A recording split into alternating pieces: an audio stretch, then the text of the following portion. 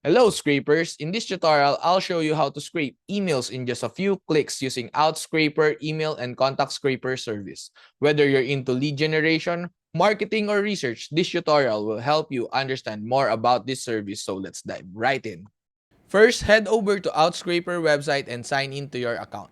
In your profile page, you can access email and contact scraper service by clicking services, then search email and contact scraper in the search bar. Imagine you have a list of websites that you need to get contact information from. Email and contact scraper service primarily scrape emails associated to the website or URL.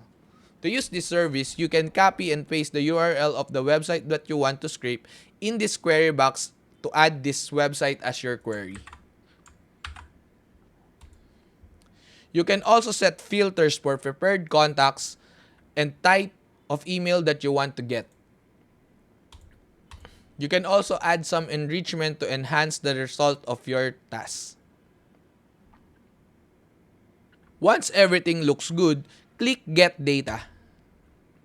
Here, you will be prompted by a window containing information of your task and a rough estimate of the time it will finish. Once everything is good, hit Confirm and let Outscraper do its work. Once the process is done, you can simply just click the download button in here to get your results.